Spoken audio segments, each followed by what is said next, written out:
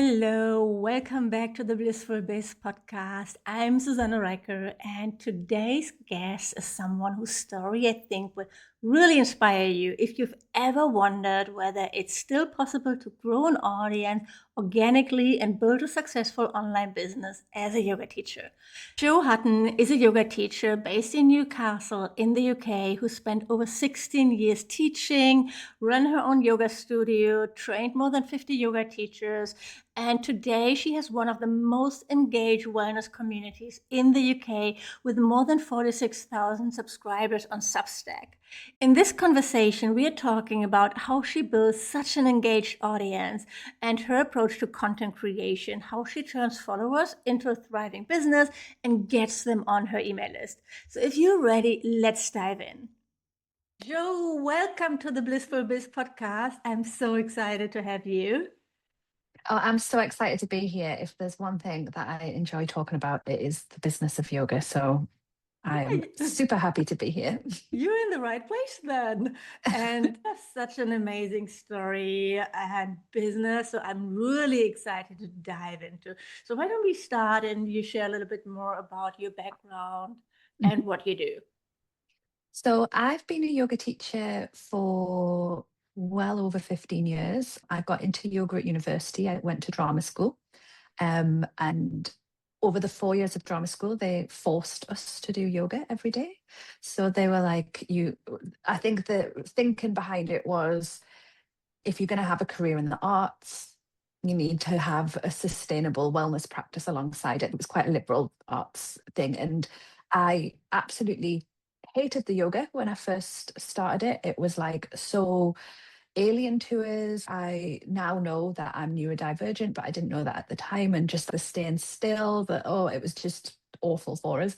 But over the 4 years, I got better at, well, I got more used to it.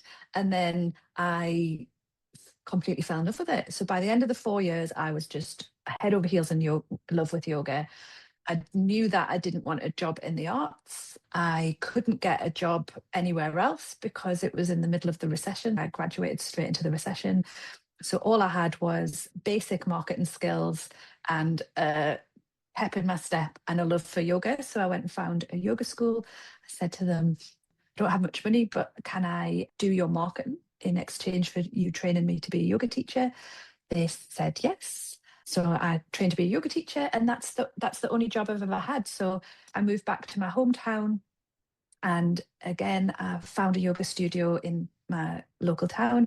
I said, I haven't got much money, but I have got marketing skills. Can I do your marketing in return for a class, a space in your studio to teach?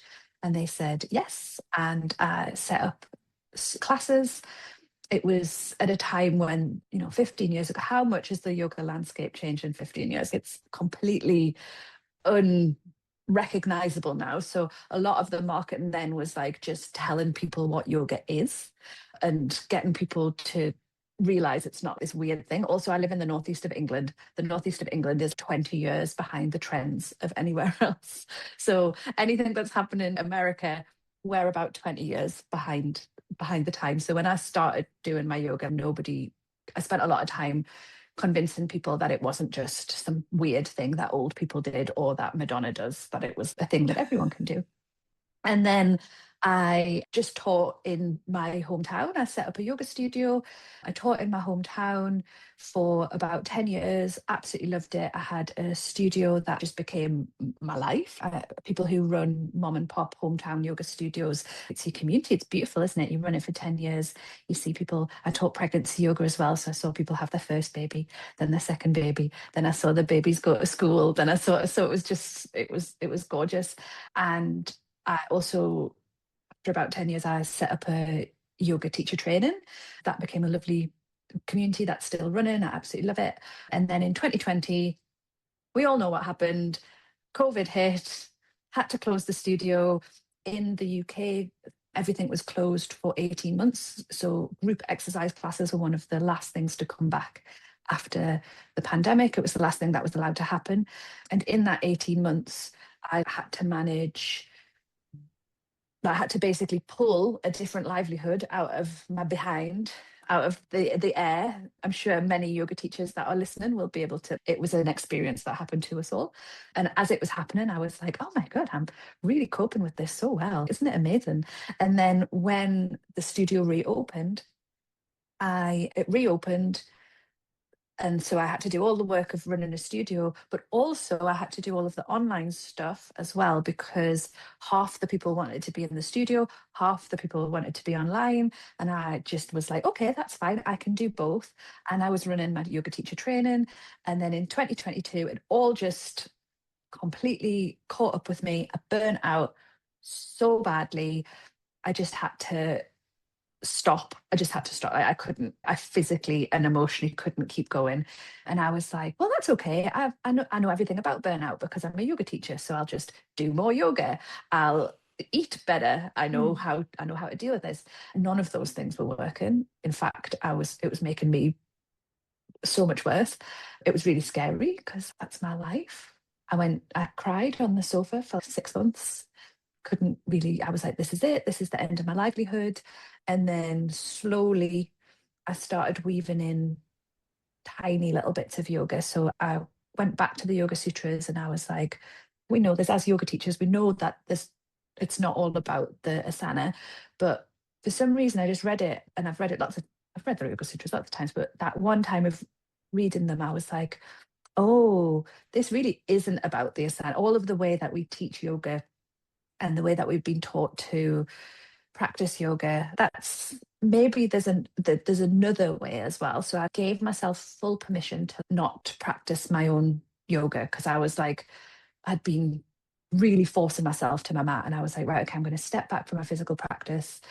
I'm going to just do little short tiny bits of yoga. I'm going to weave it through my day, and I'm going to see what happens. And it took a long time. It took about a year, but slowly I started getting my energy back. I started getting my pep back. I started getting my spark back. I started to enjoy life again. And then I was like, actually, this is the way that I want to practice, and it's the way I want to teach as well. Because like when I look around, I feel like everybody's exhausted. Every time you speak to someone, you're like, how are you? And they're like, I'm knackered. I'm absolutely knackered. So I set up yoga for tired people, which is that. So it's small pieces of yoga that you can do woven into your day. And because I had been in a small town, it's not small, it's a city, but it's pretty small. I'd used the internet as a way to keep in contact with my students. So I had an online presence, I understood the internet, but I didn't really need to grow it and be visible in a big way. Like I could just use it as a way to speak to my students and deepen that relationship with the people that I already knew.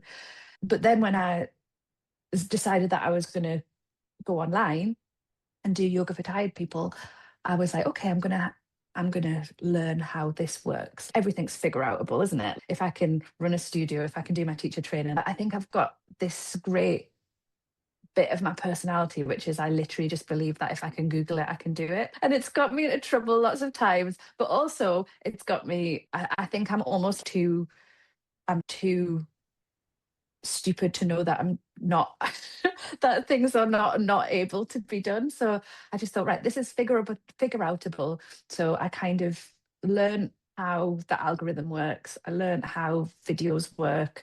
I've got a background in I've been a yoga teacher, so like I've got a background in talking. These are all concepts that I've stood in front of a room. I was like, okay, well, how do I get those concepts and I put them into this format? And it happened so quick. I started doing that so I remember going into my husband's study and being like, Andy, I've made a decision. I'm going to start doing stuff online. So you're probably going to get friends and family being like, what is Joe doing? Like, I'm going to be cringe. I'm going to be visible, but I have to do this because if I don't do it, then I'll always wonder if I could do it. And that was in the November. And in the February, I had a video go like mega viral. It got seen 8.6 million times, and it brought 100,000 people onto my Instagram within 3 months. And I was like, whoa, Be careful what you wish for, because I had wanted to be visible, but like that was like too much. And then I think it probably took 2 years of me being like, what do people want? And what do people want from the internet? Like, because they were like, it wasn't necessarily my ideal audience. It wasn't like that slow, sustainable growth where I was working it out. I suddenly was like, oh my God, the world, it felt like, obviously, the world wasn't looking at me, but it felt like the world was looking at us. And I was like, oh, I don't know. I don't know what to do.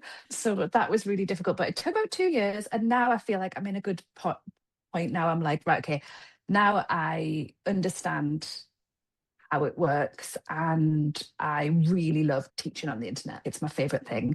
I'm a bit of a geek, so I love working about how things work. And I feel like I've got the confidence now, because it takes a while. Visibility is one of those things where you really have to, it's all inner work, isn't it? It's inner work to allow yourself to decide how visible you want to be. And I think it just happened just that little bit too fast for me at the beginning. But now I feel, okay, I'm in a place where I can enjoy it again.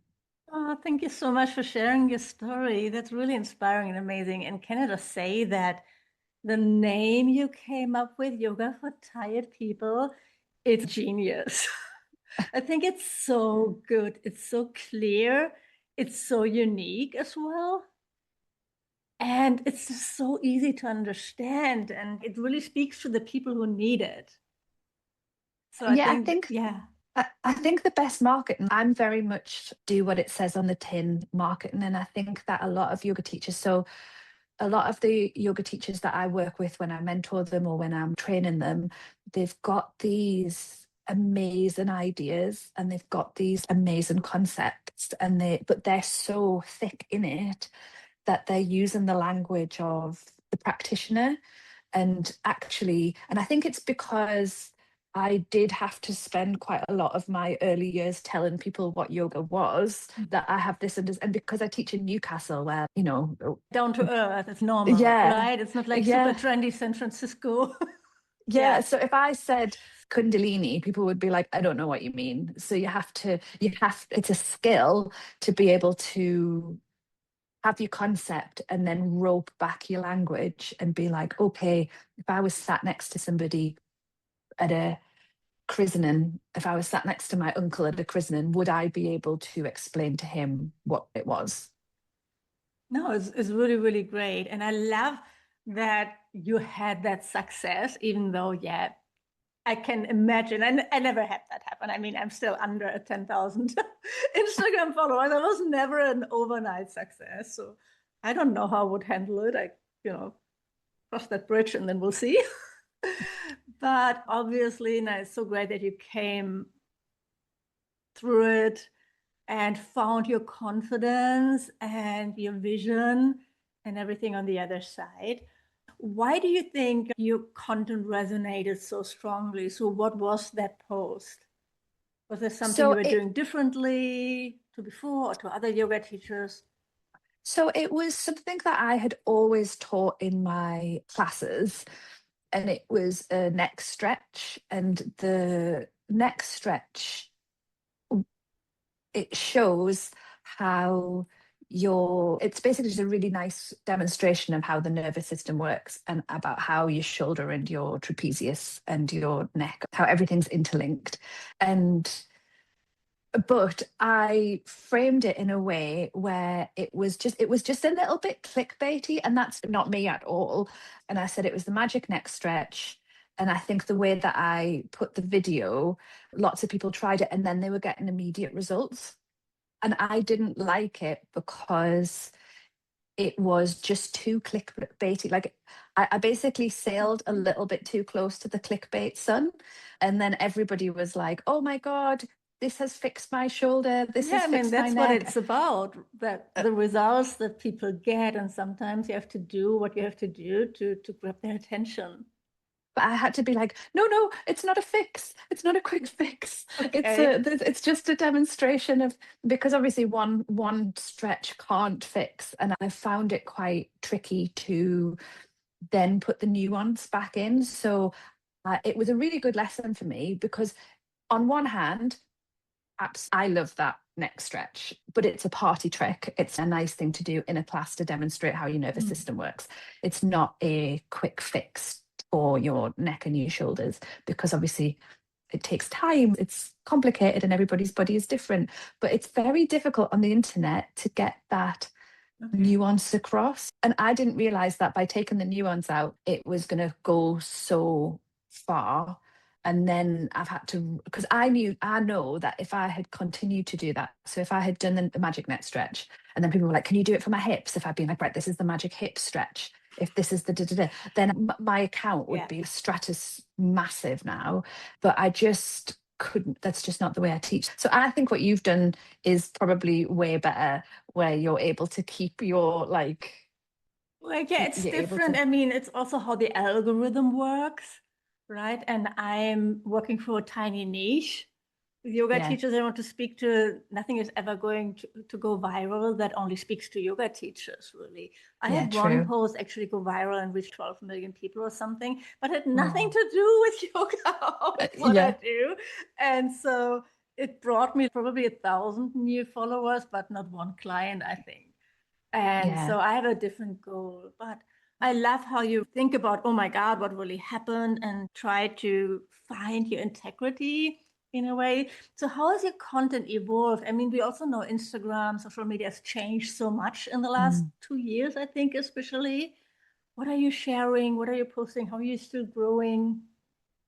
So one thing that I have really started to shift my idea around Instagram is that I think for a long time I used it as like a broadcast channel. So I would be like, this is what I want to Yes. say. And I actually think it's got a lot of potential for being more of a community. So having space in the comments to have conversations. And I think we have this very particular idea of how we need to behave on Instagram.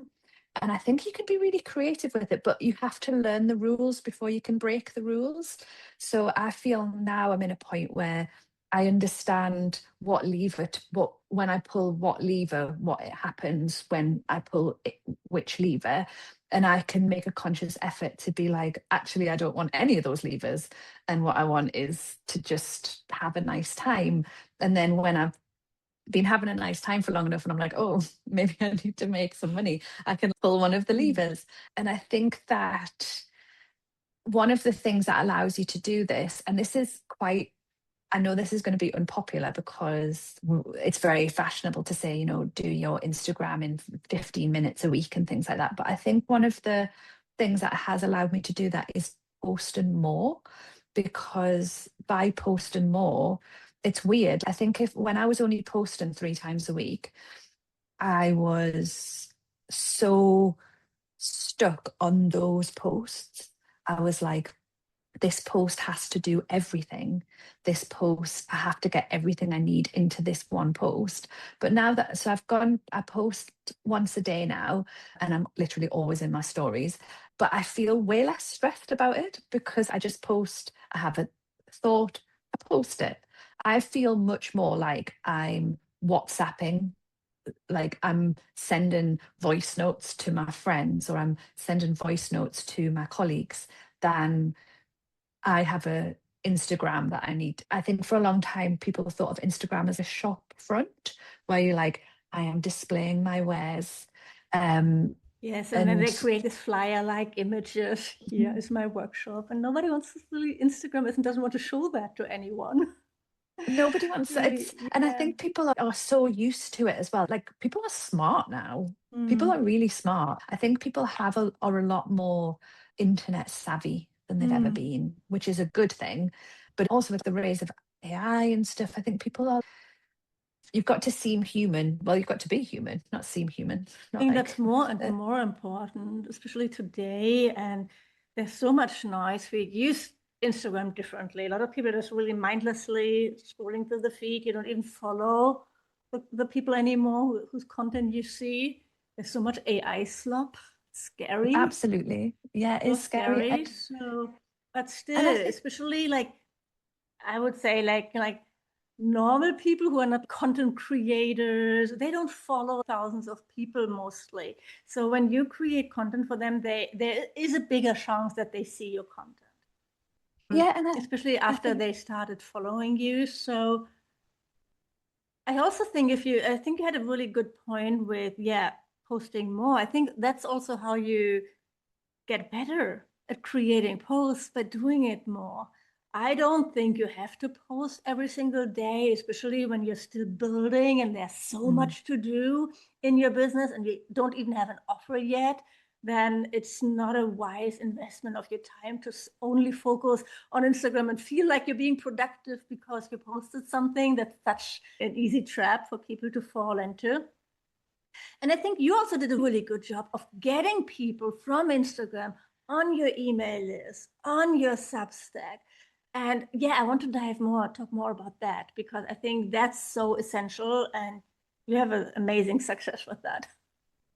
Yeah, and I think that comes from, so I don't think that you have to post every day. That's just what I do. And I think you're totally right. When I speak to new yoga teachers, they get so stuck on, I have to post every day. I have to be, but realistically, you're going to win the games you play. And so if you play the Instagram game, that's the game that you're going to get the results from. But if you have a yoga class on a Tuesday night in Prada Community Centre, you literally don't need to go put your posters up, go flyer go. You should only really be doing Instagram if you love it. And I love it. So I'm able, but I can't imagine how miserable it would make you feel if you didn't enjoy it. Like because it's hard work and you've got to, it's hard work to record the videos, it's hard work to edit the videos. You get trolls, you've got the visibility tax. I ran a yoga studio for 10 years that was really successful. I had wait lists in all my classes, wasn't on Instagram. So I think you do have to market yourself. You just have to decide, you have to really think, what is the result that I want? So I think when it comes to bringing people over from Instagram to Stack or to your email list, it's really important that it's not just a one-time transaction. So when it comes to freebies and things, I think people need to be warmed up to you first, because I think people are quite savvy now around the give me your email list, give me your email for this. And so what I did with my Substack, it is really where the community is. So it's like, if you want to take the conversation deeper, come over to the Substack. So it's almost like a VIP room. But what I have found actually is that I do get a lot of, so I have 46,000 subscribers on Substack, and the vast majority of them have actually come from the Substack ecosystem itself.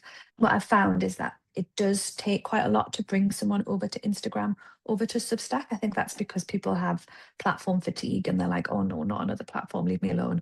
I'm quite happy here. But what happens is when they come over to Substack from Instagram, they're really hot leads. So they are much more likely to pay for the paid offering. They're much more likely to be engaged and be an active member of the community when they come over. But actually, Substack itself has been an amazing place to get people on my email list as well.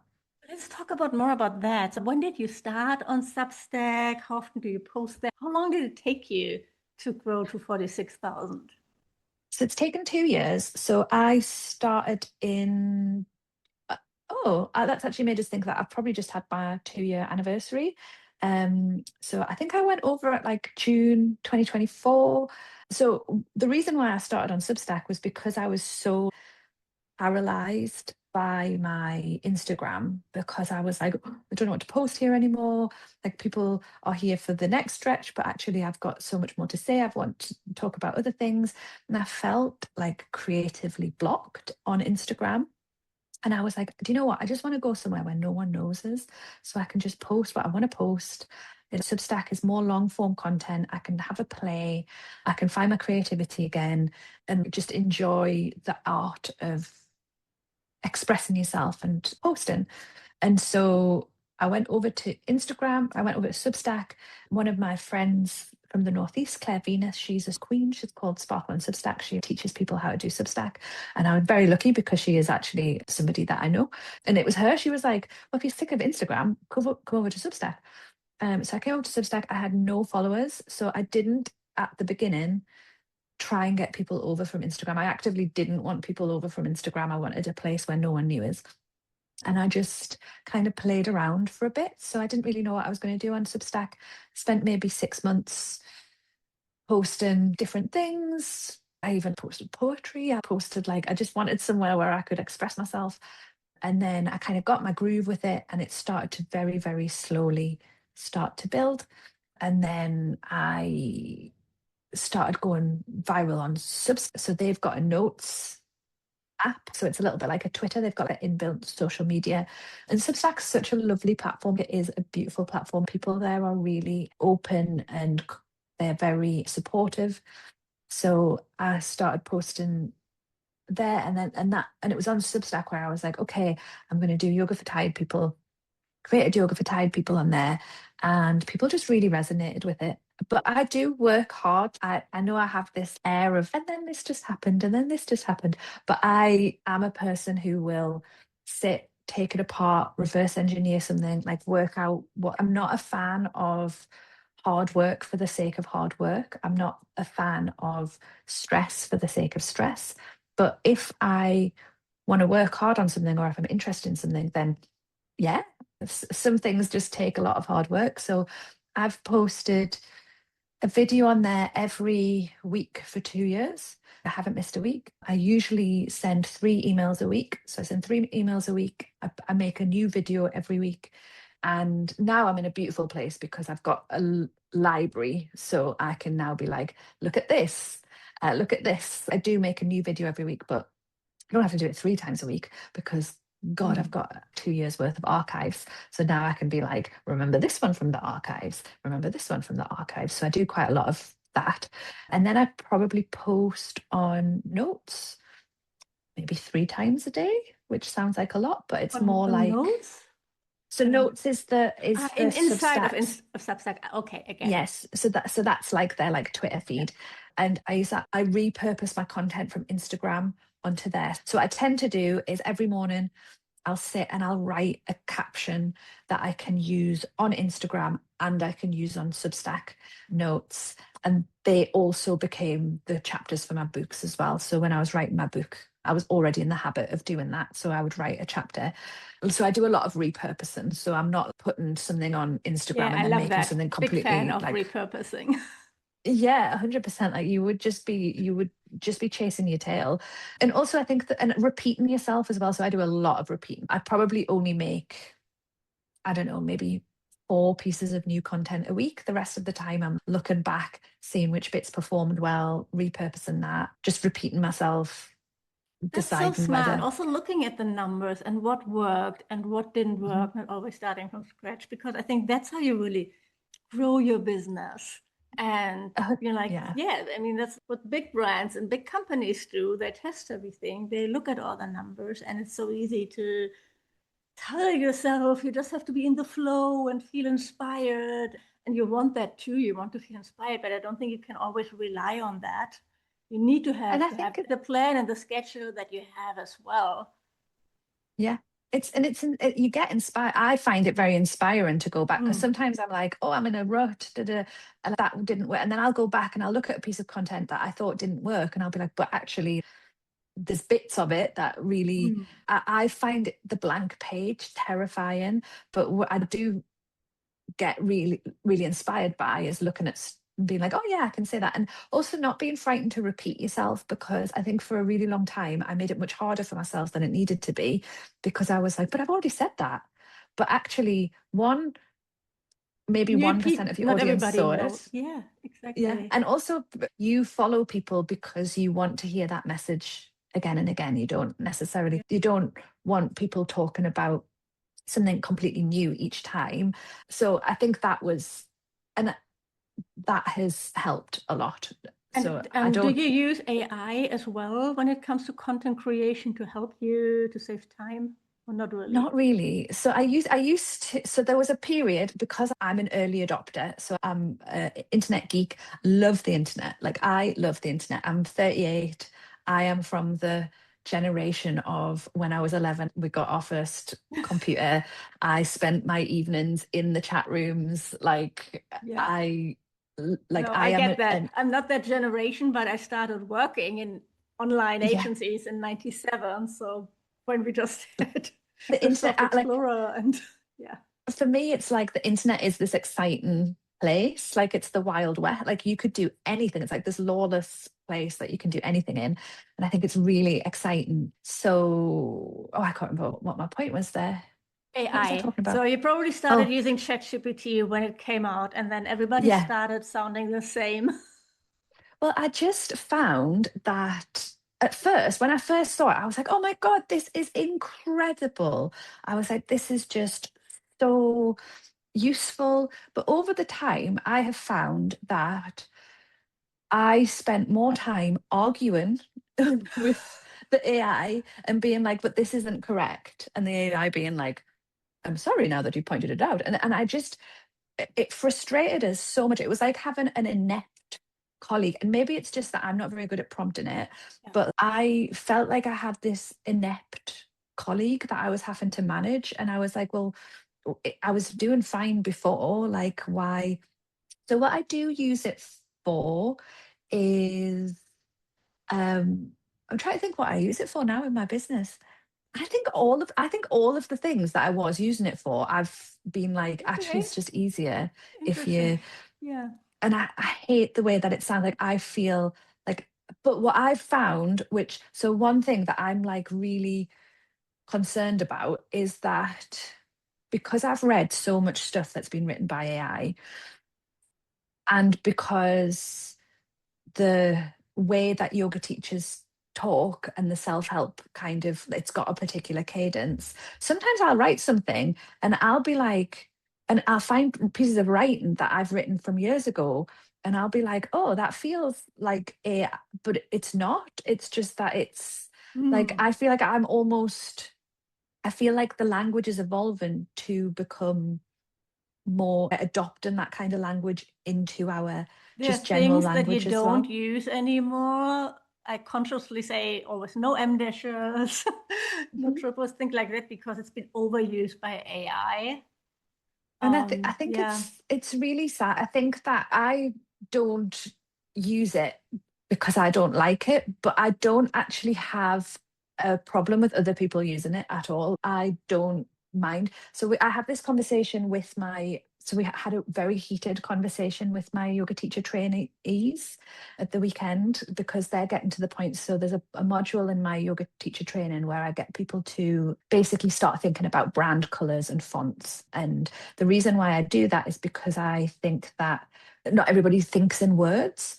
So it's for me, I think learning how what you want to teach and how you want to say it is like almost like a spiral that happens over time and it takes a really long time to do it. And I think that one of the things that helps you articulate what you want to do in a yoga class is thinking about how you would communicate that yoga class to other people.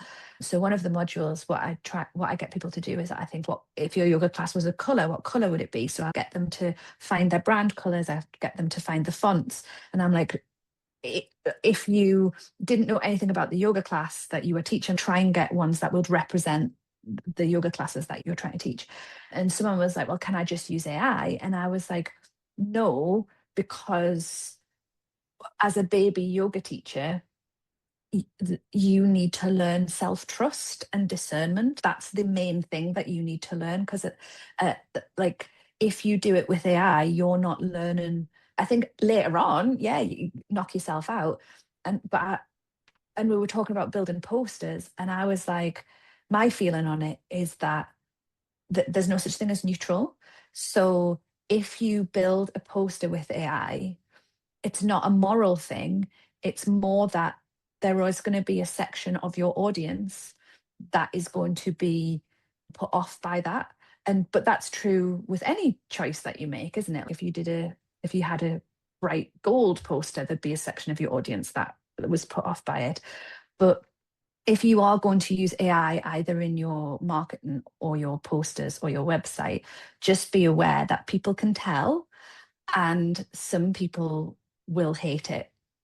And you have to Yes. reverse engineer your ideal client. Like if you're looking for young people tend to be much more anti-AI than older people. So if your target market is young, hip 20-year-olds, don't use an AI poster. If that's not your target market, it's fine. It's fine to put people off, but just have an awareness around I that people think the can tell. biggest issue is that you need the experience for the back and forth with AI. I had that conversation inside my membership where I share AI prompts for brainstorming, for creating your offer, etc.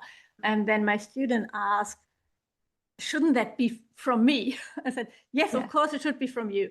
So, and that made me realize that when I use AI, there's so much back and forth. But I've been doing this for 10 years. And before that, I've been working in digital advertising already. So I know basically what works, what I want to sound like, what I want this piece to be like. And when you're just getting started, you don't know that. You haven't found your voice yet. And then you get completely lost.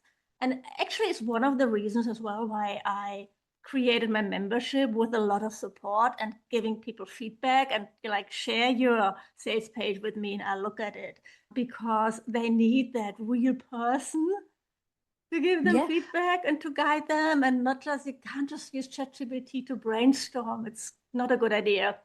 And But I it's think not a moral still it issue. can save you. For me, it saves me so much time. I think it's what the internet was in the 90s. It's not going to go away. It's totally disruptive. It's the big thing. Yeah. So And I think it's just not, it's like I don't have an issue with people using it either way. It's just more that for me personally, and I think you're right. I think when you're little, like you're a little baby teacher and you try to work it out. I think for me as well, like a massive thing that I'm trying to do in my life is self-trust. So I think for a long time I didn't really trust myself when it came to my own decisions and my own, and I find that I and maybe I'll think differently about it later on, but at this point in my life, I'm very like, I need to learn to trust my own instincts. I need to trust my own judgment.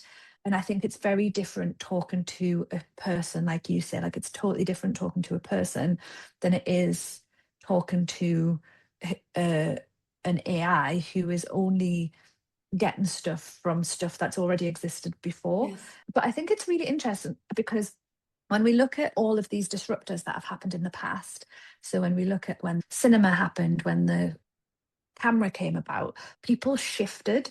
And my prediction is there's going to be a massive surge in people making art that is distinctly human. So I think we're going to see a lot more novels that are written in language styles that are just for that novel. So like a kind of like a Clockwork Orange, where it's a language that has been created just for the novel. And I think we're going to start seeing, I don't know what it's going to be yet, but I think it's really exciting. I think there's yeah. going to be a like a backlash movement, like a punk movement, We already a see DI. that, I think, on Yeah. social media, that, like the Yep Challenge became so successful. People want to see real people talking face to camera, and that perfectionism is Yeah. basically not really as attractive anymore, or what people are looking for. They're looking really for authenticity. And you see more and more people, I think, going back to their real voice. Or I don't know, at least when I see something and I really see, okay, this is written by a human, I appreciate it. I think it's really exciting. And I think that we're really resilient. And also, having used I think that a lot of it is, I am skeptical on, I think that there's been a lot of people overinflating how good AI can be and the idea that it's going to be able to replace us completely. Yeah. But I'm like, have you used it? It's good, but it's not so good. You can't take the human element out because left on its own, it's just gonna Mm. it's just gonna make stuff up. I hope So it's you need going to to I mean, hoping AI is going to help cure cancer and things like that, Yeah, exactly. and Yeah, really that's help great. us advance there. Otherwise, yeah, I don't think we can even imagine what else is going to change. I mean, they're imagining now robots to help in care work, but I I don't would know. love that. Like, I think that would be, but the idea that it's going to Yeah, replace like yeah. your human creativity, I just, because what's the point? Mm. What It's is the going point? to be very disruptive for the creative industries for sure, I think. I mean, but the same thing happened, I think, with the internet when it came to music or movies. Suddenly Hmm. people streamed and downloaded, and it's still there, right? People are still making and selling music, even when Napster started, or I don't know. People said that's over, that industry is dead. Yeah, I think we're very resilient. I do think we're Yes. resilient. That's a very positive note to end with. I feel like we could talk forever, like for a few more hours. But yeah, I would like to wrap it up. So let's leave our audience with a little bit of actionable advice. Like if you were a yoga teacher just starting today with a teeny tiny audience, what would you focus on? I would focus on getting to know my audience and getting to know myself and what I want to teach. And that has to be tandem with trial and error. So I would go out and I would teach and I would really listen to my own feedback about what I was enjoying. And I would give myself time to experiment and I would get to know the language that my audience is using. So I would really listen to the questions that people were asking us after class. I would listen to the comments that people were leaving, and I would always start an email list.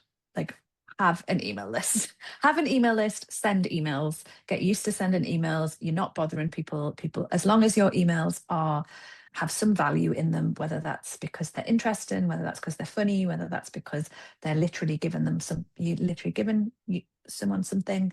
Get used to the muscle of being like, I am here and I am contacting you. And I would build an email list and just experiment and have fun, because at the end of the day, you didn't become a yoga teacher to be miserable.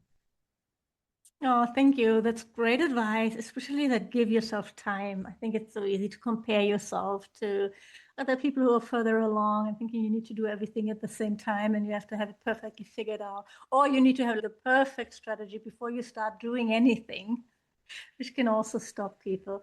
So thank you so much for sharing your story and being here. I think this was such a great and inspiring conversation. It was lovely to have you. Where can people learn more about you? Well, you can follow me on Instagram at Joe Hutton Yoga, where I talk all things yoga. I talk, like, I don't have a mentor for yoga teachers, but I do talk quite a lot to and about and for yoga teachers, and also just yoga, and also my Substack, which is Yoga for Tired People. Check it out. I'll add the link to the show notes. Thank you, Joe. Bye. Thank you, Suzanne.